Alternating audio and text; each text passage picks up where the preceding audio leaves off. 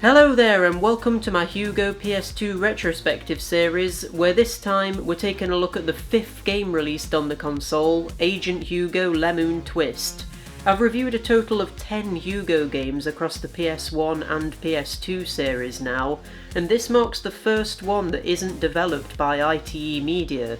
It still is published by them, but this one is developed by a company called Coyote Console. So, with fresh developers taking a shot at the series, maybe we've got the first ever good Hugo game. Let's pop it in and take a look.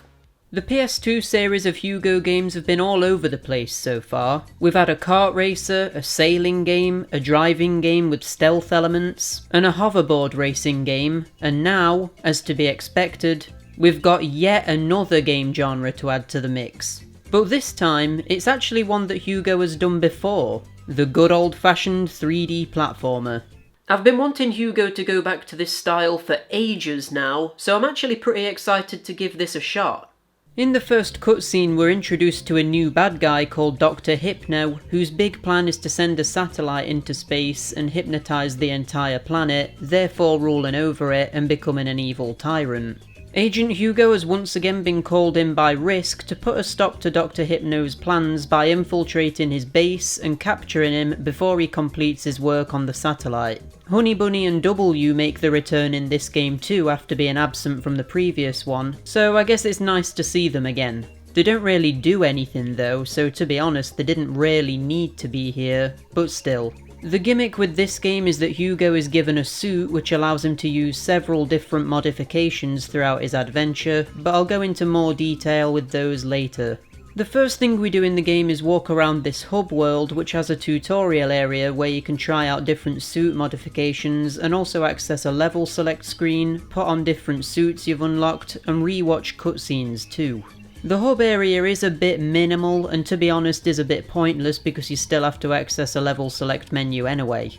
I feel like the entire point of having a Crash Bandicoot style warp room like this is so that you have a more interactive and immersive way of accessing levels without the need for a menu. But this game misses the point slightly and just has a warp room and a menu. Anyway, let's stop messing around in the hub area now and get started with the meat of the game, with the first level, Coconut Beach. Good luck!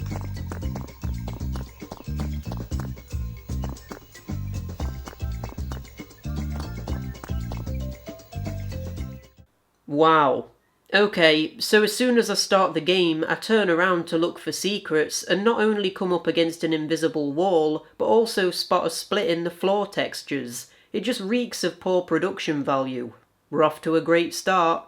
Almost immediately after beginning the game, I started picking up on something. You remember how I compared the PS1 platformer Hugo games to Crash Bandicoot? Well yeah, the similarities are back and more in your face than ever before. Let's go through some of them, shall we? So Hugo does a flip when he double jumps, he's got a spin attack, there are boxes that replicate a TNT crate and nitro crate. There's tribal enemies moving left and right, we have monkey enemies that roll towards us, there's fish jumping out of the water, we've got a mech suit, there's a roller ball that Hugo gets inside of. The chopper ability he uses is basically the jetpack from Crash 2. Take a look at these plant enemies which even use the same colour scheme as Crash. There's a warthog. We end up going from a beach to a jungle just like in Crash 1. Crash collects Wumpa Fruit which looks like an apple, so what does Hugo collect? Well, they can't rip Crash off too much, so instead of apples, why not lemons? There's timed spikes coming out of the floor, and the entire design of all of the levels are mostly linear but with winding paths, just like the Crash Bandicoot games. I mean, there's being inspired by something, but when you take this much from a game series, it gets to the point of being a complete rip-off. The sheer amount of things lifted straight from the Crash series is honestly mental, and the game feels unbelievably unoriginal because of this. So yeah, for the most part, this game is a very standard linear 3D platformer, where you just run forward, jump over stuff, collect all of the lemons that are either lying there or by defeating enemies, get to the end, and you've done. There are actually these slightly more openly designed sections that appear quite frequently after the linear sections, and every single one of these have you doing the exact same thing. You simply have to find a hidden switch or maybe a couple of hidden switches, and then a door will open leading to another linear section, and then you move on. The switches are never cleverly hidden or anything though, so all you need to do is explore the immediate area and you'll find them with no problem. There are of course lemons scattered around in these open areas too, so if you're also looking for those, you'll find the switches anyway. But what about those suit modifications that I mentioned earlier, I hear you ask? Surely they provide the game with a bit of variety? There's a total of 4 suit modifications, and I would say that 2 of them add pretty much nothing to the game. The worst one by far is the mech suit, because literally all it does is make you invincible to anything other than falling down pits. So as you can imagine, this is just boring, because you can walk through everything, and there's no strategy to it. It's utterly pointless. I think there's one part in the whole game that's made a bit interesting with the use of this, because you have to make a bit of a long jump, but you can't double jump in the mech, so it's a tiny bit more tense than usual. But that's it. There's no need for this to exist. Then we have the sherbet slippers, which just doubles your movement speed. Now the thing is with this could have been implemented in a way that was interesting. Like if something was chasing you, or if there was a door that shut after a short amount of time that you needed to run to. But no, there's nothing like that. The sections where you have this ability are just straightforward paths, and the vast majority of the time, moving faster doesn't help you in the slightest. Again, I think there was maybe 1 or 2 times where you needed to make an extra long jump where the extra movement speed actually gave you a boost to make it across. But that's it. That's the extent of interesting design you'll get with this. One of the better power-ups you'll get is the rollerball, which is lifted straight out of Crash Bandicoot The Wrath of Cortex, but still. Basically with this, you get inside of a ball and you have to zorb your way through an obstacle course of some kind that's normally littered with nitro crates. Sometimes these areas are open and kind of maze-like, or sometimes you'll be going down a linear hill. This is actually a good idea and gives the game some variety because it adds a gimmick and then actually designs the level around that gimmick. Rather than like with the last 2 power-ups where the level design remains identical to the normal gameplay, meaning you would be able to complete the section just as easily as normal Hugo than with the power-up. Probably the best power-up though is the chopper ability, and this is basically the jetpack from Crash Bandicoot 2, at least when it's used in a linear area it is. With this you gain the ability to fly, so you have vertical movement as well as horizontal movement, and again, the levels are actually designed to take advantage of this, with lasers at different heights and things like that. There are a few occasions where you use this power up in a more open area though, and in these bits it feels less like Crash Bandicoot and more like the helicopter hair sections of Rayman 2. In these bits you're fully free to fly around and have a degree of control over the camera, so you can actually fly around and go where you want.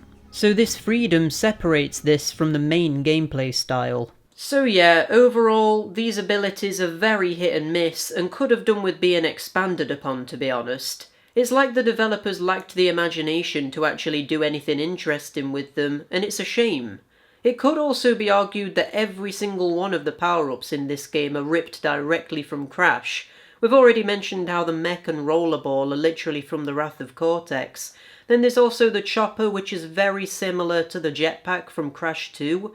But then even the sherbet slippers are very similar to the run ability that you get at the end of Crash 3 that allows him to move at greater speeds. And do you know why Crash moved at greater speeds in that game? So that he could do the time trials. Now, why do I bring this up? Well, you might have noticed that there's a timer in Lemoon Twist that's always recording your time in a level, and you'd think that this was for some sort of time trial mode, wouldn't you? But no. The game seemingly doesn't even make a record of your times, and the ranking you receive at the end of a level isn't affected by the time. It's simply dependent on the amount of lemons you collect. So my question is, why is there a timer at all? If it's not used for anything, it's literally just taking up room on the screen for no reason. During this review, I've mostly been talking about the way that this game is designed and why I don't think it's particularly good or interesting. But now, let's go back on ourselves and talk about some of the things that I don't like about this game that are more immediately obvious as soon as you begin playing. One of the worst things about the entire game is also one of the things that you'll be doing the most: jumping. I really don't know how they messed this up. They obviously had played other platformers, judging from everything they stole from Crash, so why couldn't they also take the way Crash feels and replicate that? There's so many issues with the jumping in this game that it's difficult to even know where to begin. But for starters, when you begin a jump, you can't change your trajectory, so you're locked into moving straight forward and have no control once Hugo is in the air. This just on its own would make the precise platforming way more difficult than it needs to be, but there's more. Hugo's momentum will randomly pick up and slow down when it makes literally no sense. You can jump from a still position and then double jump, and as soon as the double jump begins, Hugo will just blast off at top speed, and it makes no sense, and also means that making long jumps to small platforms is impossible. It just feels like luck if you land or not. Then as well as this, as soon as you land, you lose all of that momentum and slow down to a crawl, which makes the game feel like it's constantly stuttering, jittering from fast movement to slow after every jump. These issues combined make the general jumping feel really bad. I mean, one of the main things a platformer is supposed to do on just a fundamental level is make jumping feel satisfying. If you can't even do that as a platformer, then what's the point? This game simply doesn't feel good to control, and it's not even just about the jumping either. Remember how I said you can't change direction while in the middle of a jump? Well, you also can't change direction or slow down when you start an attack either. This results in overshooting your spin attack, which actually made me fall into pits or off of platforms multiple times. You're forced into standing as close to an enemy as possible and spinning on the spot at times, because that's the only way of killing enemies without risking going flying, and all they needed to do was to allow you to change direction or stop in the middle of a spin. Surely they knew that this felt terrible when they were testing it. There's even more problems with the movement in this game too. Like, you know how in most platformers you can combine different jumps and abilities together to create a chain which feels amazing to pull off and opens up the game to different strategies? Like how in Super Mario 64 you can jump, then jump again when hitting the floor to gain more height, and then go into a dive, and then flip back onto your feet and go instantly into a long jump, all without losing momentum. Or even something a bit more simple like in the Crash games, where you can run into a slide, then jump, double jump, and then go into a spin. Well, yeah, there's nothing like that in Lemoon Twist. You have a roll ability, which is completely useless by the way, and you'd expect to be able to jump after a roll to get more distance or speed, but no. You stop dead in your tracks after a roll and can't do anything. You can't even spin after a double jump either. I mean, just the most basic combinations of moves that make platformers feel so great to play are absent here, and for a game released in 2007, it's unforgivable.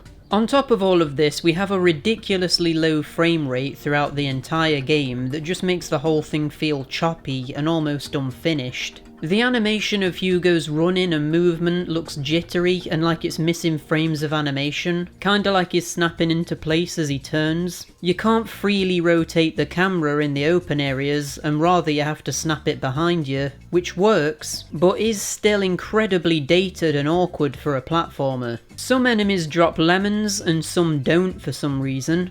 Despite using the exact same design philosophy as Crash with the linear sections, you can see stuff loading in the distance. And that was the whole point of Crash having twists in its levels, so you didn't see that stuff loading in. There's parts of the game that are completely untextured, like this wall and this area of floor.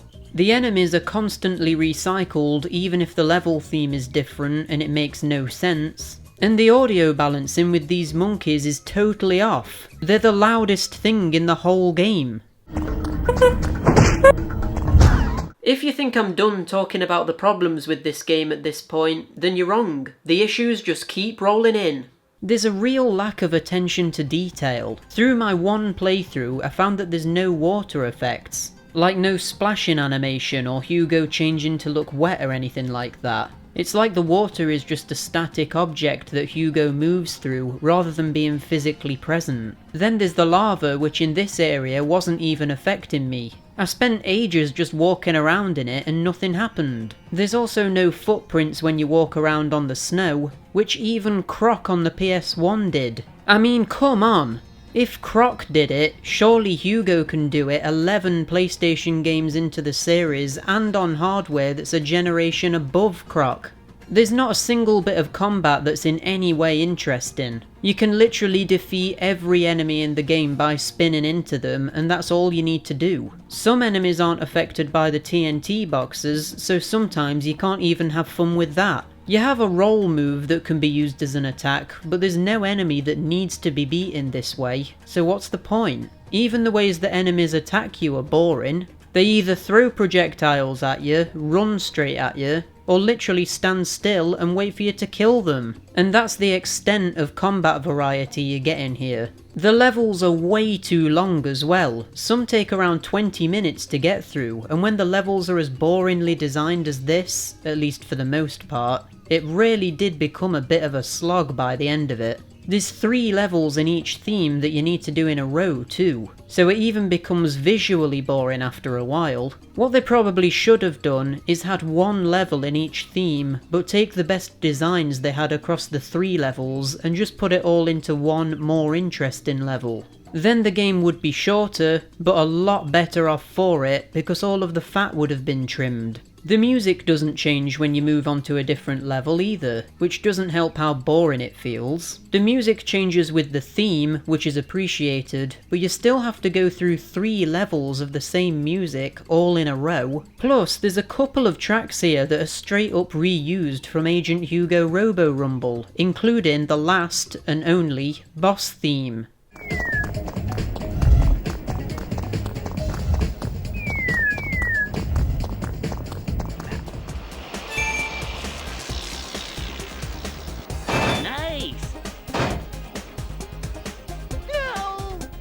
Oh yeah, that's right, Lemoon Twist does in fact have a final boss fight. And you can probably already tell at this point, but yeah, it's rubbish. You go through a bit of a switch finding area and eventually find yourself running around this arena where you're avoiding nitro crates and trying to get close to Dr. Hypno's pendulum that's dangling from his Eggman spacecraft thing. The worst thing about this is that when you hit the pendulum, there's literally no audio-visual feedback. Nothing happens, and I didn't even notice I was hitting him for a while until I glanced at his health bar. It's awful.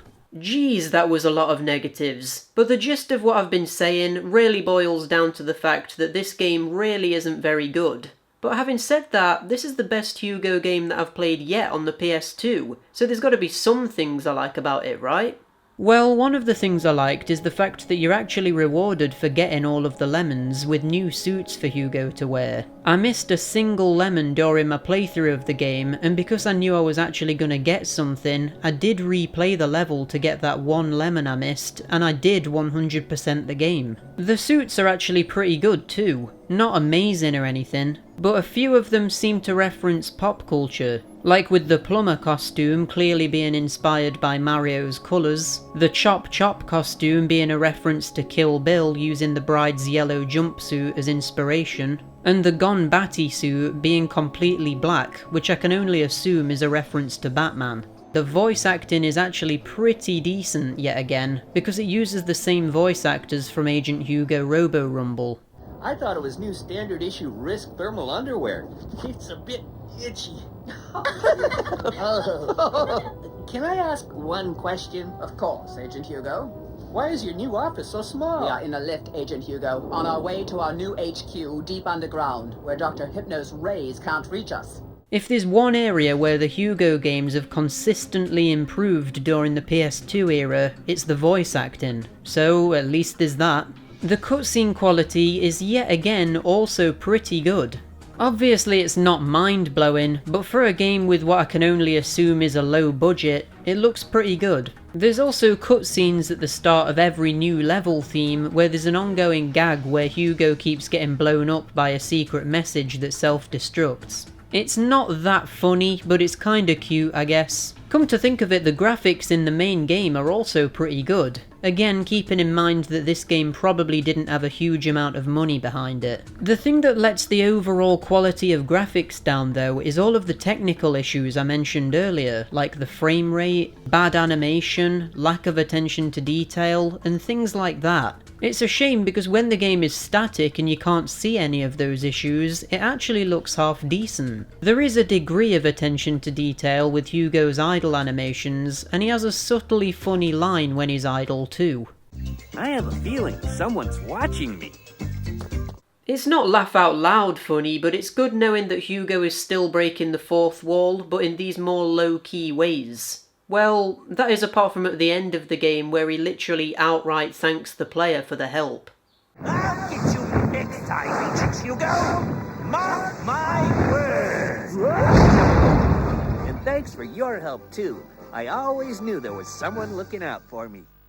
I like how there isn't a life system implemented into this game, and the only punishment for dying is that you need to replay the last section of the level again. Luckily there's checkpoints after every single area, so you never need to go back very far. Maybe death should have had a bit more of a punishment, but I can't really think of what they could have done besides sending you back. Anything else would have probably been too harsh, so I'm glad they kept the game quite forgiving in this area. Despite their attempts at variety somewhat falling flat at times, the variety is still appreciated, particularly with the rollerball and chopper sections, which actually feel developed a bit. The issue is that the normal linear sections and the open sections get really repetitive because the levels are simply too long. It either needed cutting down in length or bulking up in more interesting level design or more gimmicks that were actually fully utilised. But still, they tried, and that's worth a bit of praise. I mean, there is a couple of very isolated examples of where there is a tiny bit of backtracking or where there's a secret area off the main path. But literally, there's only like 3 examples of this happening in the whole game, and it really needed more of that stuff.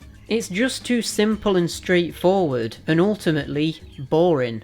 So while there are a million issues with this game, and it basically boils down to being a complete Crash Bandicoot ripoff that has very little original or imaginative content to show off, it is still the best Hugo game on PS2 at this point.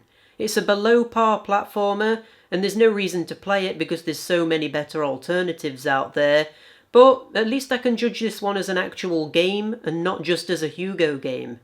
I'm giving Agent Hugo Lemoon Twist a 4 out of 10. Maybe that's a bit high, but simply for the fact that this is one of the best Hugo games, I feel like being a bit generous towards it. Correct me if I'm wrong, but I believe this is the joint highest score that I've ever given to a Hugo game, along with Hugo Black Diamond Fever and Hugo the Evil Mirror. There's yet to be a Hugo game that's achieved 5 out of 10, but hey, at least we're getting a bit closer. The main question that's left on my mind after playing this is why is the game called Lemoon Twist? Why Lemoon? You don't go to the moon or anything, so there's not really any relevance to this. Is it because Dr. Hypno planned on hypnotising everyone from space? Because that seems like a bit of a stretch. The next game in the series is the final Agent Hugo game and the second to last Hugo game released on the PS2. It's Agent Hugo Hula Holiday. Now, this one's particularly interesting because not only is it not developed by ITE Media, but it's also not published by them either, making this the first Hugo game that has no involvement from ITE Media at all. Instead, this one's developed and published by a company called NDS Software, and I couldn't find any information about them online. But still, if they build on the foundation that Lemoon Twist set, then we could be in for the best Hugo game ever made. Let's keep our hopes high.